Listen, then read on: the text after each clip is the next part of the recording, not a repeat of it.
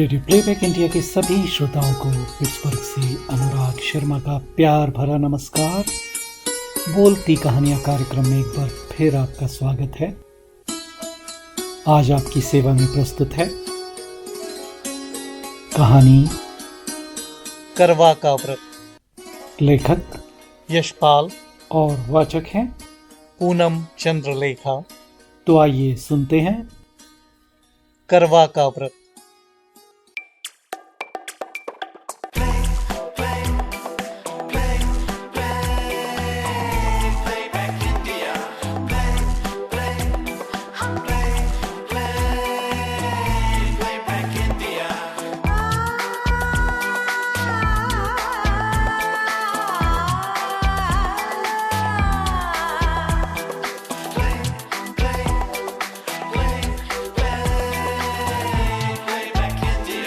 Radio playback India. Kanhaiyalal अपने दफ्तर के हमजोलियों और मित्रों से 2-3 बरस बड़ा ही था, परंतु ब्याह उसका उन लोगों के बाद हुआ। उसके बहुत अनुरोध करने पर भी साहब ने उसे ब्याह के लिए सप्ताह भर से अधिक छुट्टी न दी थी। लौटा तो उसके अंतरंग मित्रों ने भी उससे वही प्रश्न पूछे जो प्राय ऐसे अवसर पर दूसरों से पूछे जाते हैं, और फिर वही परामर्श उसे दिए गए जो अनुभवी लोग नवविवाहितों को दिया करते हैं। हेमराज को कन्हैयालाल समझदार मानता था। हेमराज ने समझाया, बहू को प्यार तो करना ही चाहिए, पर प्यार से उसे बिगाड़ देना या सिर चढ़ा लेना भी ठीक नहीं। औरत सरकश हो जाती है तो आदमी को उम्र भर जोरू का गुलाम ही बना रहना पड़ता है। उसकी ज़रूरतें पूरी करो, पर रखो अपने काबू में। हाँ, मारपीट बुरी बात है, पर यह भी नहीं कि औरत को मर्द का डर ही ना रहे। डर उसे जरूर होना चाहिए। मारे नहीं तो कम से कम घुर्रा जरूर दे। 3 बात उसकी मानो तो 1 में ना भी कर दो। यह ना समझ ले कि जो चाहे कर या करा सकती है।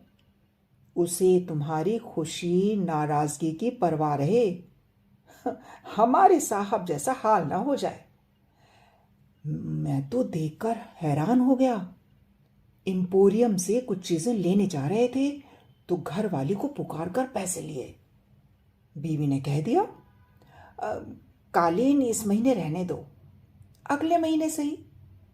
तो भीगी बिल्ली की तरह बोले, अच्छा, मर्द को रुपया पैसा तो अपने पास रखना चाहिए।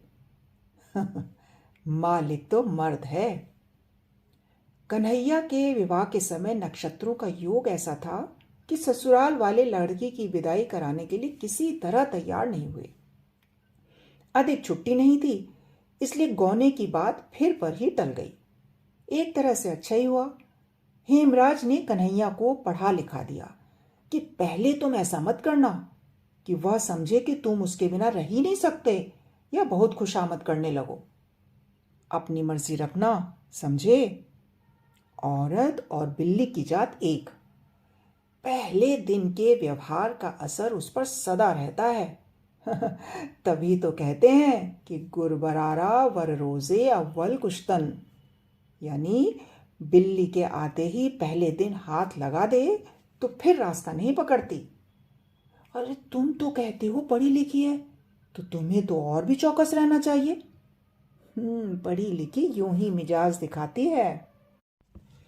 निस्वार्थ भाव से हेमराज की दी हुई सीख कन्हैया ने पल्ले बांध ली थी। सोचा, मुझे होटल बाजार से खाना पड़े या खुद चौका बर्तन करना पड़े तो शादी का क्या लाभ। इसलिए वह लाजू को दिल्ली ले आया था। दिल्ली में सबसे बड़ी दिक्कत मकान की होती है। रेलवे में काम करने वाले कन्हैया के जिले के बाबू ने उसे अपने 1 क्वार्टर का कमरा और रसोई सस्ते किराए पर दे दी थी।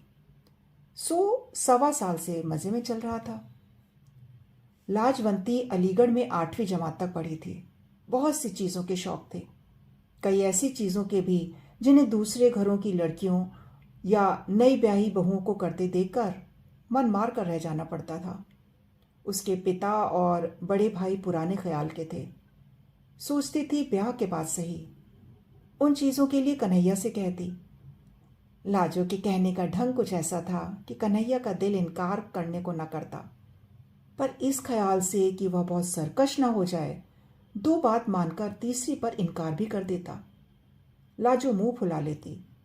लाजो मुंह फुलाती तो सोचती कि मनाएंगे तो मान जाओगी, आखिर तो मनाएंगे ही। पर कन्हैया मनाने की अपेक्षा डांट ही देता। एक आध बार उसने थप्पड़ भी चला दिया। मनौती की प्रतीक्षा में जब थप्पड़ पड़ जाता तो दिल कट कर रह जाता और लाजो अकेले में फूट फूट कर रोती। फिर उसने सोच लिया, चलो किस्मत में यही है तो क्या हो सकता है। वह हार मानकर खुद ही बोल पड़ती। कन्हैया का हाथ पहली दो बार तो क्रोध की बेबसी में चला था। जब चल गया तो उसे अपने अधिकार और शक्ति का अनुभव होने लगा। अपनी शक्ति अनुभव करने के नशे से बड़ा नशा दूसरा कौन होगा। इस नशे में राजा देश पर देश समेटते जाते थे, जमींदार गांव पर गांव और सेठ मिल और बैंक खरीदते चले जाते हैं। इस नशे की सीमा नहीं। यह चस्का पड़ा तो कन्हैया के हाथ उतना क्रोध आने की प्रतीक्षा किए बिना ही चल जाते। मार से लाजो को शारीरिक पीड़ा तो होती ही थी, पर उससे अधिक होती थी अपमान की पीड़ा। ऐसा होने पर वह कई दिनों के लिए उदास हो जाती, घर का सब काम करती, बुलाने पर उत्तर भी देती, इच्छा न होने पर भी कन्हैया की इच्छा का विरोध न करती, पर मन ही मन सोचती रहती, इससे तो अच्छा है मैं मर जाऊं। और फिर समय पीड़ा को कम कर देता। जीवन था तो हंसने और खुश होने की इच्छा भी फूट ही पड़ती और लाजो हंसने लगती। सोच यह लिया था, मेरा पति है, जैसा भी है मेरे लिए यही सब कुछ है, जैसे यह चाहता है वैसे ही मैं चलूं। लाजो के सब तरह अधीन हो जाने पर भी कन्हैया की तेजी बढ़ती ही जा रही थी। वह जितनी अधिक बेपरवाही और स्वच्छंदता लाजो के प्रति दिखा सकता, अपने मन में उसे उतना ही अधिक अपनी समझने और प्यार का संतोष पाता। क्वार के अंत में पड़ोस की स्त्रियां करवा चौथ के व्रत की बात करने लगी। एक दूसरे को बता रही थी कि उनके मायके से करवे में क्या आया। पहले बरस लाजो का भाई आकर करवा दे गया था। इस बरस भी वह प्रतीक्षा में थी। जिनके मायके शहर से दूर थे, उनके यहाँ मायकों से रुपए आ गए थे। कन्हैया अपनी चिट्ठी पत्री दफ्तर के पते से ही मंगाता था। दफ्तर से आकर उसने बताया, तुम्हारे भाई ने करवे के 2 रुपए भेजे हैं। करवे के रुपए आ जाने से लाजो को संतोष हो गया। सोचा, भैया इतनी दूर कैसे आते। कन्हैया दफ्तर जा रहा था तो उसने अभिमान से गर्दन कंधे पर टेढ़ी कर और लाड़ से स्वर में याद दिलाया, हमारे लिए सरगी में क्या क्या लाओगे। और लाजो ने ऐसे अवसर पर लाई जाने वाली चीजें याद दिला दी। लाजो पड़ोस में कह आई कि उसने भी सरगी का सामान मंगाया है। करवा चौथ का व्रत भला कौन हिंदू स्त्री नहीं करती। जन्म जन्म यही पति मिले, इसीलिए दूसरे व्रतों की परवाह न करने वाली पढ़ी लिखी स्त्रियां भी इस व्रत की उपेक्षा नहीं कर सकती। अवसर की बात, उस दिन कन्हैया लंच की छुट्टी में साथियों के साथ कुछ ऐसे काबू में आ गया कि 3.25 रुपए खर्च हो गए। वह लाजो का बताया सरगी का सामान घर नहीं ला सका। कन्हैया खाली हाथ घर लौटा तो लाजो का मन बुझ गया। उसने गम खाना सीख कर रूठना छोड़ दिया था, परंतु उस सांझ मुंह लटक ही गया। आंसू पोंछ लिए और बिना बोले चौका बर्तन के काम में लग गई। रात के भोजन के समय कन्हैया ने देखा कि लाजो मुंह सुजाए है, बोल नहीं रही है, तो अपनी भूल कबूल कर उसे मनाने या कोई और प्रबंध करने का आश्वासन देने के बजाय उसने उसे डांट दिया। लाजो का मन और भी बिंध गया। कुछ ऐसा ख्याल आने लगा, इन्हीं के लिए तो व्रत कर रही हूं और यही ऐसी रुखाई दिखा रहे हैं।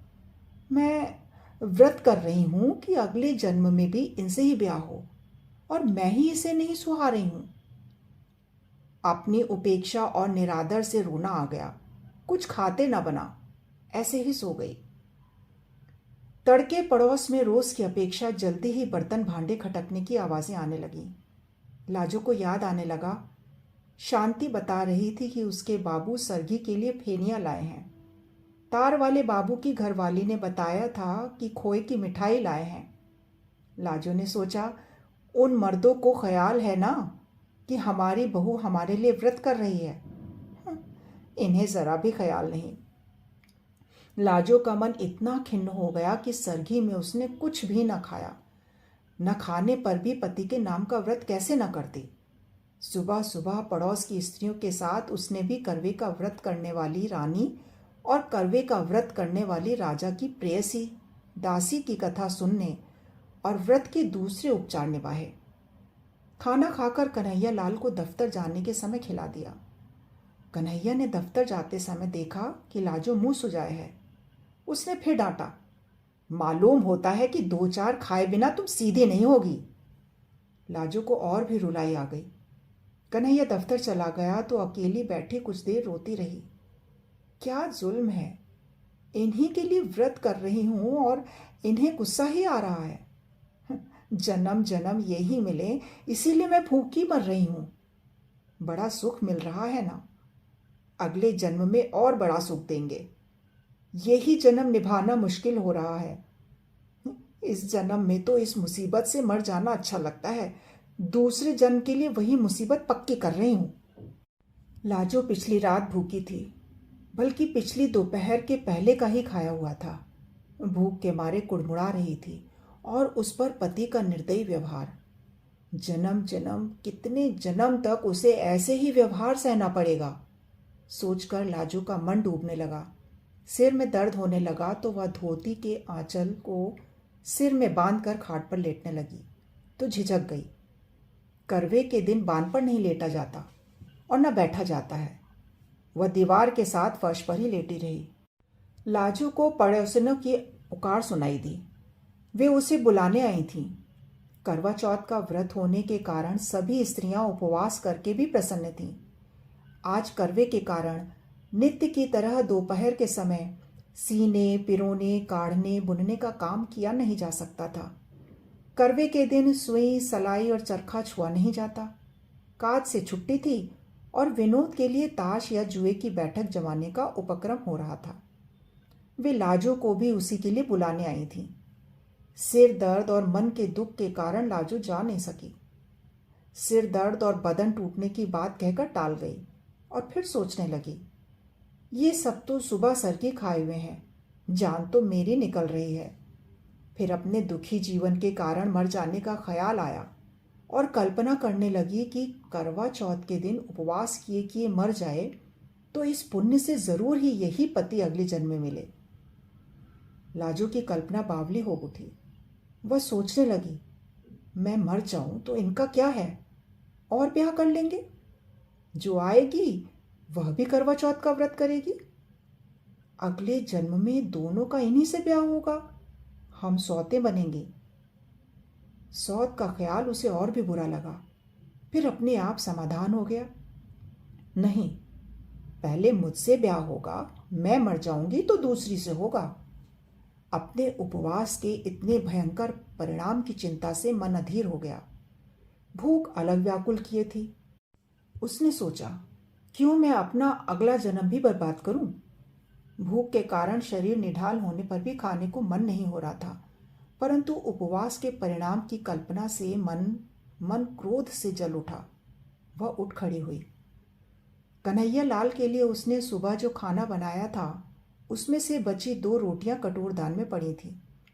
लाजो उठी और उपवास के फल से बचने के लिए उसने मन को वश में कर 1 रूखी रोटी खा ली और 1 गिलास पानी पीकर लेट गई। मन बहुत खिन्न था। कभी सोचती ठीक ही तो किया, अपना अगला जन्म बर्बाद क्यों करूं। ऐसे पड़े पड़े झपकी आ गई।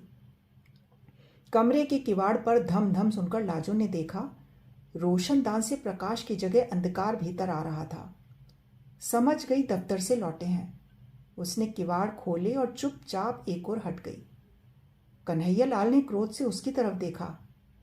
अभी तक पारा नहीं उतरा, मालूम होता है झाड़े बिना नहीं उतरेगा। लाजो के दुखे हुए दिल पर और चोट पड़ी और पीड़ा क्रोध में बदल गई। कुछ उत्तर न दे वह घूमकर फिर दीवार के सहारे फर्श पर बैठ गई। कन्हैया लाल का गुस्सा भी उबल पड़ा।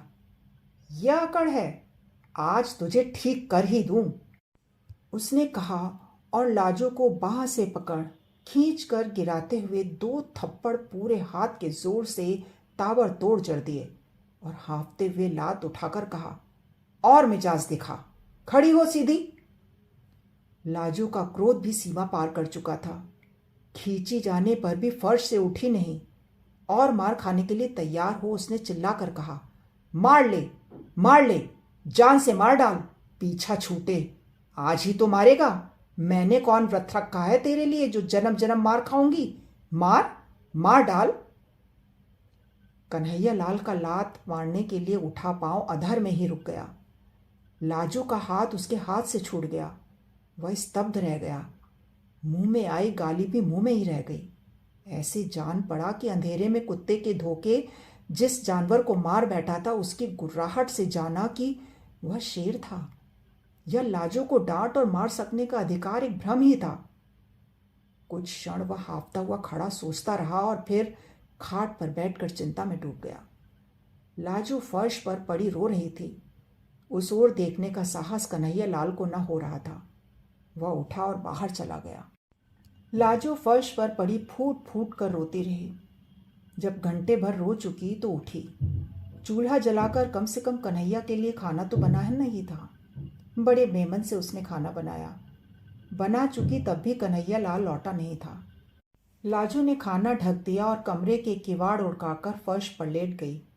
यही सोच रही थी, क्या मुसीबत है जिंदगी। यही झेलना था तो पैदा ही क्यों हुई थी। मैंने क्या किया था जो मारने लगे। किवाड़ों के खुलने का शब्द सुनाई दिया। वह उठने के लिए आंसुओं से भीगे चेहरे को आंचल से पोंछने लगी। कन्हैया लाल ने आते ही एक नज़र उसकी ओर डाली। उसे पुकारे बिना ही वह दीवार के साथ पिछी चटाई पर चुपचाप बैठ गया। कन्हैया लाल का ऐसे चुप बैठ जाना नई बात थी, पर लाजो गुस्से में कुछ न बोली और रसोई में चली गई। आसन डाल, थाली कटोरा रख, खाना परोस दिया और लोटे में पानी लेकर हाथ धुलाने के लिए खड़ी थी। जब 5 मिनट हो गए और कन्हैया लाल नहीं आया तो उसे पुकारना ही पड़ा, खाना परस दिया है। कन्हैया लाल आया तो हाथ नल से धोकर झाड़ते हुए भीतर आया। अब तक हाथ धुलाने के लिए लाजो ही उठकर पानी देती थी। कन्हैया लाल 2 ही रोटी खाकर उठ गया। लाजो और देने लगी तो उसने कह दिया, और नहीं चाहिए। कन्हैया लाल खाकर उठा तो रोज की तरह हाथ धुलाने के लिए न कहकर नल की ओर चला गया। लाजो मन मारकर स्वयं खाने बैठी तो देखा कि कद्दू की तरकारी बिल्कुल कड़वी हो रही थी। मन की अवस्था ठीक न होने से हल्दी नमक 2 बार पड़ गया था। बड़ी लज्जा मालूम हुई। हाय, इन्होंने कुछ कहा ही नहीं। यह तो जरा कम ज्यादा हो जाने पर डांट देते थे। लाजो से दुख में खाया नहीं गया। यूं ही कुल्लाकर हाथ धोकर इधर आई कि बिस्तर ठीक कर दे, चौका फिर समेट देगी। देखा तो कन्हैया लाल स्वयं ही बिस्तर झाड़कर बिछा रहा था। लाजो जिस दिन से इस घर में आई थी ऐसा कभी नहीं हुआ था। लाजो ने शर्माकर कहा, मैं आ गई, रहने दो, किए देती हूँ, और पति के हाथ से दरी चादर पकड़ ली। लाजो बिस्तर ठीक करने लगी तो कन्हैया लाल दूसरी ओर से मदद करता रहा। फिर लाजो को संबोधित किया, तुमने कुछ खाया नहीं? कद्दू में नमक ज़्यादा हो गया है। सुबह और पिछली रात भी तुमने कुछ नहीं खाया था। ठहरो, मैं तुम्हारे लिए दूध ले आता हूँ। लाजो के प्रति इतनी चिंता कन्हैया लाल ने कभी नहीं दिखाई थी, ज़रूरत भी नहीं समझी थी। लाजो को उसने चीज़ समझा था। आज वह ऐसे बात कर रहा था जैसे लाजो भी इंसान हो, उसका भी ख्याल किया जाना चाहिए। लाजो को शर्म तो आ ही रही थी पर अच्छा भी लग रहा था। उसी रात से कन्हैया लाल के व्यवहार में एक नरमी से आ गई। कड़े बोल की तो बात क्या, बल्कि एक झिझक सी हर बात में, जैसे लाजो के किसी बात के बुरा मान जाने या नाराज हो जाने की आशंका हो। कोई काम अधूरा देखता तो स्वयं करने लगता। लाजो को मलेरिया बुखार आ गया तो उसने उसे चौके के समीप नहीं जाने दिया, बर्तन भी खुद साफ कर दिए। कई दिन तो लाजो को बड़ी उलझन और शर्म महसूस हुई, पर फिर पति पर और अधिक प्यार आने लगा। जहाँ तक बन पड़ता घर का काम उसे नहीं करने देती, यह कहकर कि यह काम करते मर्द अच्छे नहीं लगते। उन लोगों का जीवन कुछ दूसरी तरह का ही हो गया। लाजो खाने के लिए पुकारती तो कन्हैया जिद करता, तुम सब बना लो, फिर एक साथ बैठकर खाएंगे। कन्हैया पहले कोई पत्रिका या पुस्तक लाता था तो अकेला मन ही मन पढ़ा करता था।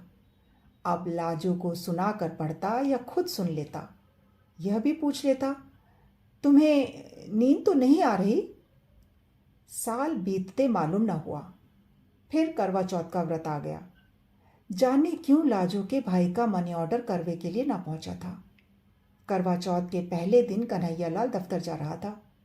लाजो ने खिन्नता और लज्जा से कहा, भैया करवा भेजना शायद भूल गए। कन्हैया लाल ने सांत्वना के स्वर में कहा, तो क्या हुआ, उन्होंने जरूर भेजा होगा। डाक खाने वालों का हाल आजकल बुरा है, शायद आज आ जाए या और 2 दिन बाद आए। डाक खाने वाले आजकल मनी ऑर्डर के 15-15 दिन लगा देते हैं। तुम व्रत उपवास के झगड़े में मत पड़ना, तबीयत खराब हो जाती है। यूं कुछ मंगाना हो तो बता दो, लेते आएंगे। पर व्रत उपवास से क्या होता है, सब ढकोसले हैं। वाह, ये कैसे हो सकता है, हम तो जरूर रखेंगे व्रत। भैया ने करवा नहीं भेजा तो ना सही, बात तो व्रत की है, करवे की थोड़े ही। लाजो ने बेपरवाही से कहा। संध्या समय कन्हैया लाल आया तो रुमाल में बंधी छोटी गांठ लाजो को थमाकर बोला, लो फेनी तो मैं ले आया हूं, पर व्रत के झगड़े में नहीं पड़ना। लाजो ने मुस्कुराकर रुमाल लेकर अलमारी में रख दिया। अगले दिन लाजो ने समय पर खाना तैयार कर कन्हैया को रसोई से पुकारा, आओ खाना परस दिया है। कन्हैया ने जाकर देखा, खाना एक ही आदमी के लिए परोसा था। और तुम?